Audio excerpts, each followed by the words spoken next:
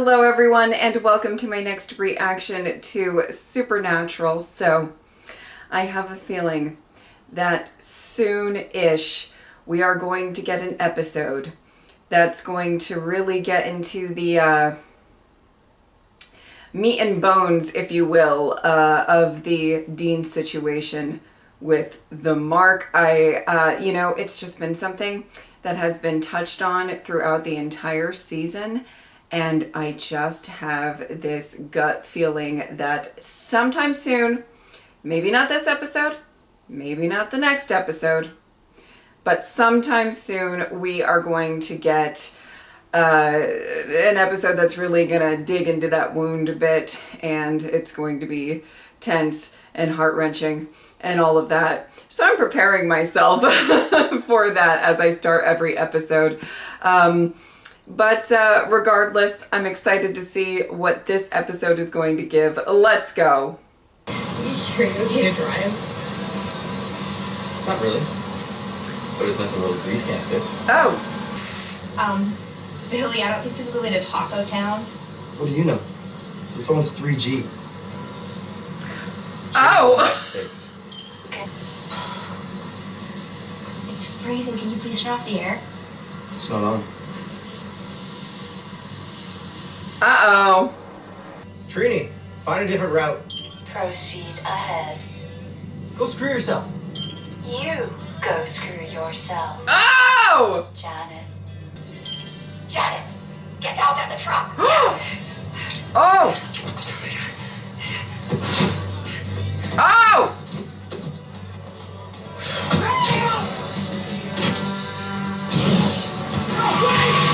What is this, death by GPS? Destination dead ahead.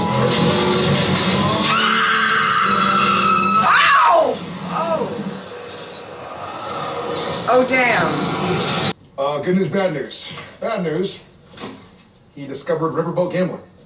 Good news, he thinks he might be closing in on Kane. Oh, wow. Thinks you might be. Yeah. Don't you think that if Kane knew how to remove the mark, he would have done it? Like centuries ago? We won't know till we try. Sammy, I appreciate the effort, man, I do. But trying to find a cure for this thing, it's like a dog chasing its tail. There's no end in sight, and you just end up dizzy. Oh, There's Dean. a case, and Trini is. You have to excuse my partner. When it comes to technology, he's a little behind. He just learned how to poke on Facebook. Trini is the nav app we were using. It's like a talking map for Gen X, right? Okay, so Trini and everything else in the truck went all Christine. Who's Christine? It's a Gen X thing. And generational divide here. I don't expect you to believe me, but I swear that truck was hell-bent on killing Billy. Did Billy have any It enemies? seemed to be. Anybody? Maybe his brother Joey. They fought all the time. So sad. They never got a set it right. Because Billy died. No. Joey did. In Afghanistan. So the truck belonged to Joey. Yeah. It was his pride and joy. Billy got it when he died, and yeah, it's a thing. Yeah. You know the truck thing? He honored the deceased by driving that truck, saying they wrote whole country songs about it. Why don't you Google it? That is ectoplasm. Oh my. All right, so big brother didn't get along with little brother. Was pissed that he was driving his baby. I get it. What are you saying? If you died and I drove your car, you'd kill me? If you stunk her up with taquitos, probably. He'd at least haunt you.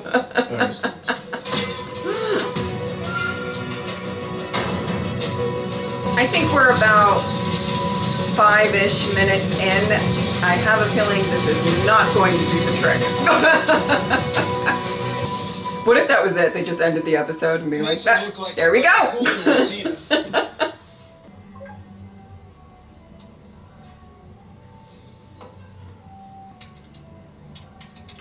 Not hashtag curious. Oh. Not hashtag confused.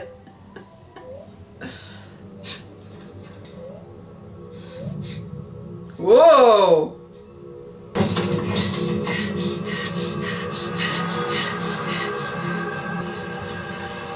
Oh, the taunting! My goodness!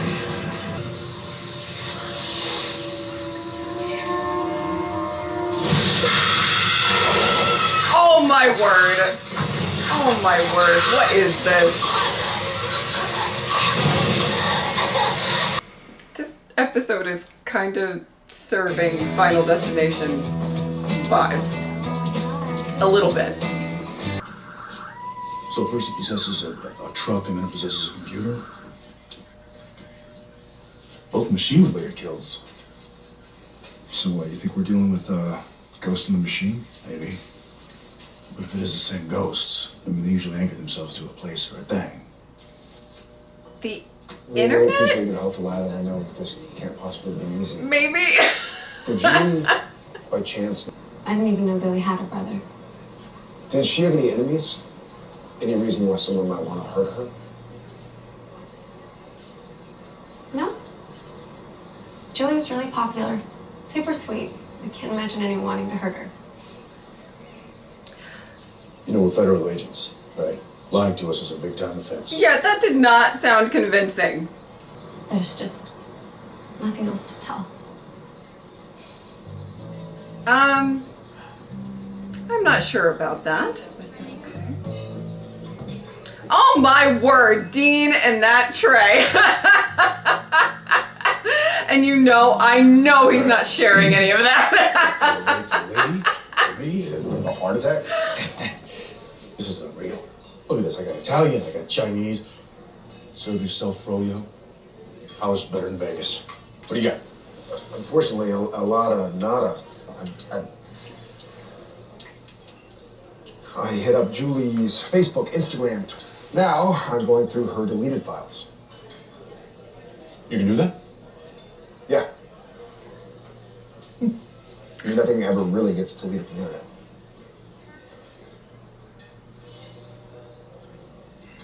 You knew that, right? Okay, let's just breeze on past that, shall we? It was 8:10. 8:10? 8:10. Oh. Maybe it's the time of day. Or an area code. Or a room number? That's what I Area code thought. is for Southeast Michigan. There are 3 addresses in Spencer that have 8:10 in them. I'll see if I can get this to go. Okay, Dean. Okay, Dean. Princess Elsa 8 is not some crazed cyber killer. She is a 3rd grader from Lake Nebagamon, Wisconsin, who was obsessed with Frozen.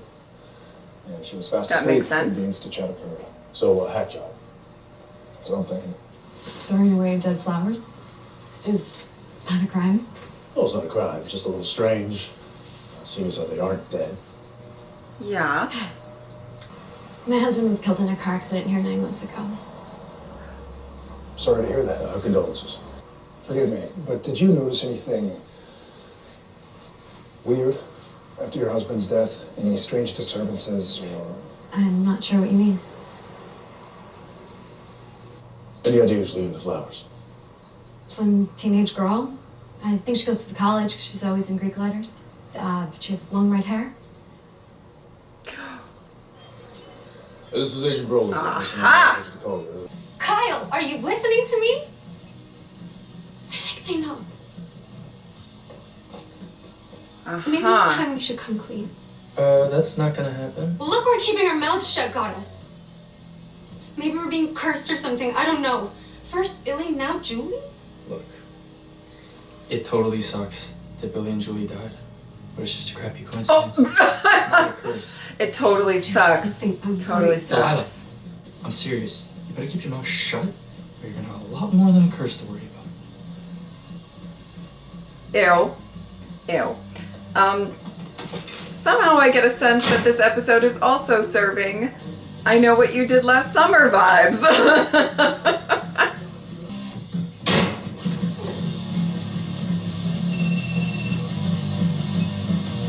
Hello? What time is it?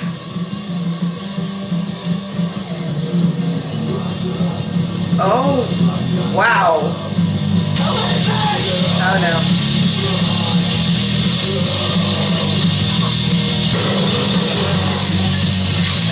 Oh, oh my, oh my. All right. Death by decibel. What? Kyle's brains were jellied by his speakers. Oh, and get this, the clock on the stereo stopped at 8:10. Look, we know you're the one leaving the flowers. So why don't you just tell us what happened the night of Andrew Silver's accident? This is the third death in 5 days. Who knows who's gonna be next? Probably you, girl. The car accident wasn't exactly an accident. I'm such a hag. I look like I'm 25. That's what filters are for. Horrors.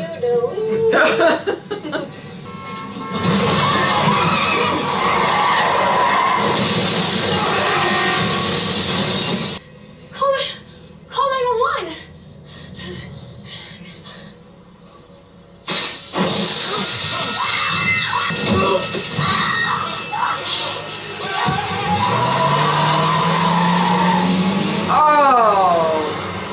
Oh.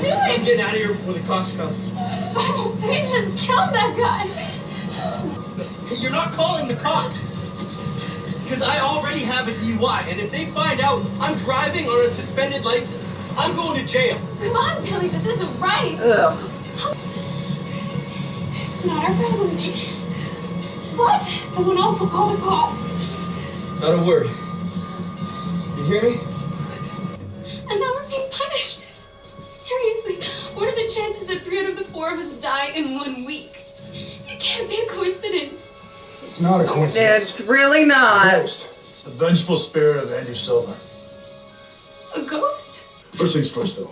You need to stay inside the salt circle while we take care of him, okay? Dad, she's got her phone with her. Usually a ghost is tied to a place or an object. You get rid of the object, you get rid of the ghost. But with Andrew, it's different. What's he tied to? We're working on it. Yeah, he's But- bouncing around. Figure out how he's traveling. We can Take her phone. You know, this might... I have made more mistakes than I can count. Ones that haunt me day and night. So, how do you deal? Whiskey. Uh, Denial. Oh. I do my best to make things right. Whatever that may be. Yeah. You can't just bury stuff like this. You gotta deal with it. Oh, Dean.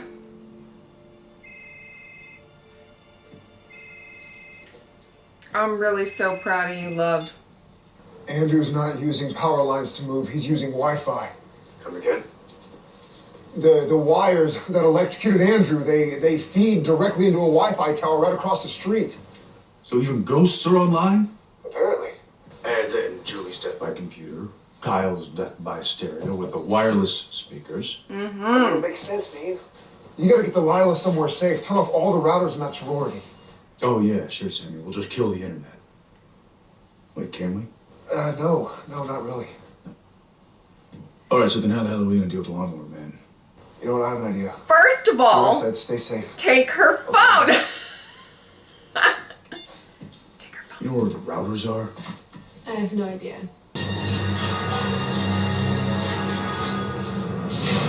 Woo!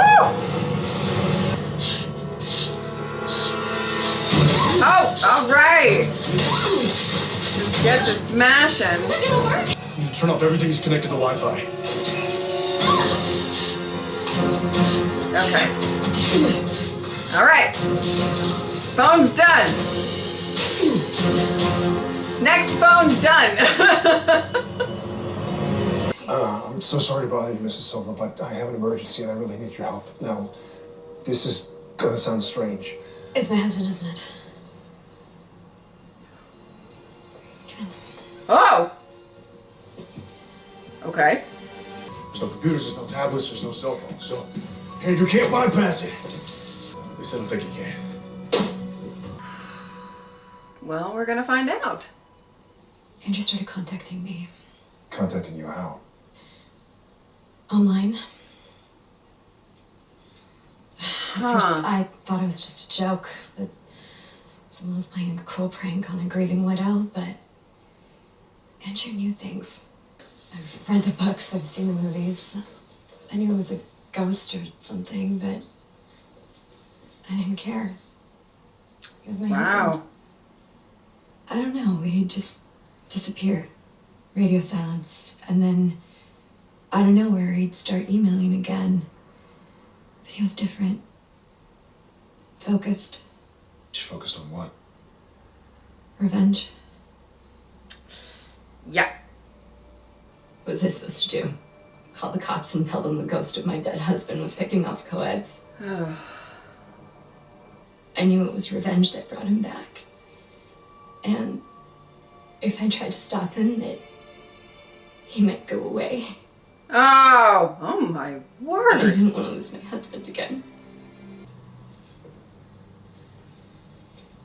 What was that? I don't know. Uh-oh.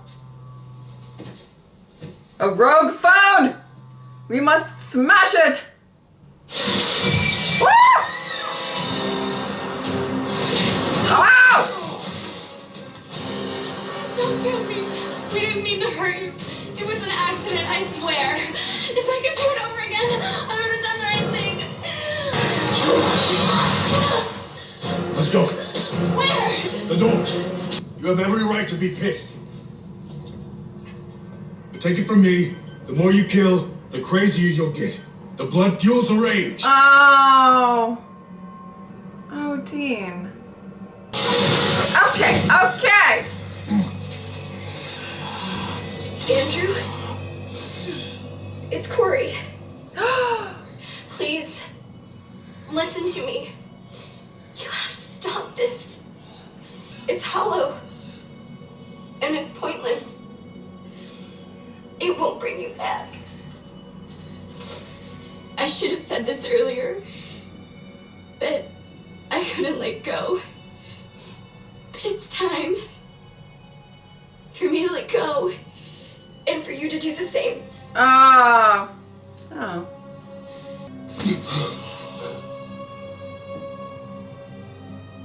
Do this for me. Goodbye.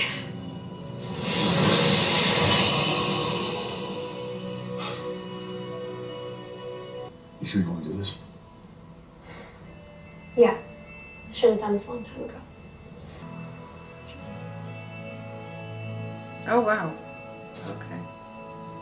Looks like Andrew wasn't the only one who chose peace. Yeah, looks like. I think I'm gonna follow his lead too. What do you mean? My piece is helping people. Working cases. That's all I want to do. I'm done trying to find a cure, Sammy. He and Cass are so close. To what? We don't even know if there is a cure. So far, we've got nothing. We have found nothing at the Mentilators Library. Metatron may or may not know something, and maybe Cass is onto something with Kane. Maybe. Yeah, maybe. Yet nothing is guaranteed, Dean. So what? You can't just stop fighting. Yes, we can. I appreciate the effort, okay? I do. But the answer is not out there. It's with me. I need to be the one calling the shots here, okay? I can't keep waking up every morning with this false hope. Oh, Dean. I gotta know where I stand. Otherwise, I'm gonna lose my freaking mind. So I'm gonna fight it. Till I can't fight it anymore. And when all's said and done, I'll go down swinging. Oh. Oh my goodness. Okay. Okay. Well, I have to say this was a really interesting episode to go through. And what I mean by that is kind of, if I was judging this episode on the first half of it, I would probably not think that it was going to be the most memorable. and, you know, maybe not entirely my cup of tea. But in the latter half of this episode, I have to say there were a couple of aspects that I actually really, really enjoyed. So first, let's just talk about the final destination. I know what you did last summer of it all. Here's the thing, you know, I kind of figured that a lot of this episode was going to be these, you know, young people dying in inventive ways, and, you know, it's pretty easy, I feel like, to piece together that they were the cause of this guy dying. And he was out for revenge and all of that. And I have to say, when they did that flashback scene specifically, I didn't have much sympathy for them. You know, just the idea of what it would take for someone to leave someone in such a horrible situation and not even call for help. You know, I understand maybe sometimes you're paralyzed by fear, you don't really know what you can do to help, but you could call for help.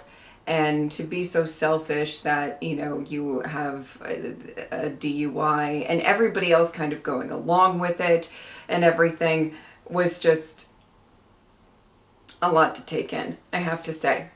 But, you know, self-preservation and selfishness in that vein can be a very human quality. So, you know, I shouldn't have been too surprised, but genuinely, I didn't get a lot of sympathy for these characters. And I know the main girl that we were with throughout this episode, so sorry for forgetting her name, but she, you know, I feel like you're supposed to feel a little bit more sympathy for her and everything. You know, you kind of make a really, really, really bad decision, and then you kind of have to live with those consequences. Yeah, it is kind of interesting, the conversation that she had with Dean, because the idea of her leaving so many flowers and stuff like that, I think, was the way that she tried to cope, but it obviously wasn't working out very well, you know. And I guess her coming clean, the thing is that, you know, the wife may not forgive you. It seemed to be a kind of pleasant interaction, relatively, at the end of the episode, but, you know, so who knows. But the thing is that the wife may never forgive you, and you may never forgive yourself, but there is something about coming clean and feeling better about your actions going forward that I think is really important in the situation that she was in. But yeah, the first half of the episode, I was like, well, you know, I mean, there are a lot of we're going to see some interesting deaths, and that'll be about it, and wrap it up, and let's go home. You know what I mean? But no, I have to say, two aspects of this episode for me that I really enjoyed. One was actually the wife. I wish that we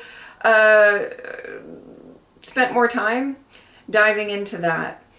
And what would genuinely happen if you lose your, you know, husband that you just got married to, and you want to start your life together, and the grief that all of that takes, and then what happens to you mentally and psychologically if he contacts you. And I thought it was really interesting, her talking about the fact that she, you know, knew that it was him, given inside jokes and everything like that, and she kind of believed it pretty quickly. It seems, at least, that she kind of was taking all of this in and going, yeah, this seems to be my husband, it's probably a ghost, that's what's going on right now. And the idea of not really wanting to lose him again, but how does that actually keep you stuck in grief? You know what I mean? It's almost like Well, I just feel like there's probably an element of him contacting her that she's not going to be able to move on. And there was probably a lot of elements of that, you know, when she's trying to get rid of the flowers and she, you know, she really wants to be able to move on, but she just can't. And I found that to be really, really interesting to focus on in this episode. And I wish it was a bigger part of the episode because I actually found all of that really fascinating. And then the other part of the episode that I really, really loved and I think kind of saved the episode for me was Dean. Dean and his interactions with, this young woman dealing with a lot of grief on her own and guilt and shame. And him kind of talking about, I loved when he was talking to her and he was just being really honest about the fact that he's got this, that he would use denial a lot in the past. And you can just see how much Dean has grown. I mean, obviously that would make sense over 10 seasons that, a character is going to grow, hopefully for the better, but you never know. But it's just so interesting to see that he kind of is very, very aware of how he used to cope, and he can't really do that anymore. He's very aware of what he's going through, and he's very aware of what he has to do kind of going forward, and that it is not that easy of a path. And particularly the conversation there at the end with Sam. Now listen, Sam, you keep up that hope. Cass, you keep doing what you're doing, okay? We're gonna figure it out. We're gonna figure it out. I'm gonna get rid of this Mark. You know, I'm down for that. And I think Sam is gonna continue on, right? However, I do like the fact that Dean really is facing the fact that, hey, there may not be a cure. I'm going to be dealing with this all the time. And I kind of, in a very, very different way, it very much paralleled a lot of some of my own journey with dealing with anxiety. And something that I had to come to terms with, and it took me a very long time to come to terms with it, is that anxiety for me, something that I suffer with, is going to creep up sometimes. That's going to happen. Now, sometimes I have really long periods of time where I don't really deal with it as much. And sometimes it's like every day, hello, here I am. You know what I mean? And I can't get rid of it. It's how my brain actually works. That is something that I can't just press a button, or I don't know why the button would be on my shoulder, but like I can't just, snap my fingers and great, no more anxiety. That's how that works, And I've learned a lot over the years about how my brain works and everything like that. And what has helped me tremendously with coping with it is literally the fact that I accept the fact that it's there and it's inside me and I have to fight it all the time and not pretend that it's not there, not say go away, but learn how to deal with it, learn different coping mechanisms of how to get through it and how to sometimes actually sit in it and honestly sometimes let it let it be there and me be aware of it and do what I can to cope with it. And I feel like in a very, very different level, in a very, very different way, Dean was kind of feeling very similar, where this Mark is here and it's going to be there and the feeling's going to be there and I'm going to feel it. Maybe some days more than others. And I feel like it could also be a really interesting parallel to people that suffer with like addictions and things. It's going to be there. You can't just snap your fingers and it's gone. But we can try to learn how to fight it, how to cope with it, how to deal with it. And I thought that that was a really great aspect of this episode. And it makes me very, very proud of Dean and how far he's come. But Cass, you keep doing what you're doing. All right, Cass? You follow those leads wherever they go. Alrighty. I think that is about it. If you would like to support me on Patreon or subscribe, I would really appreciate it. But if not, I'm just happy that you were here. Thank you guys so much for watching. I will see you next time. Bye.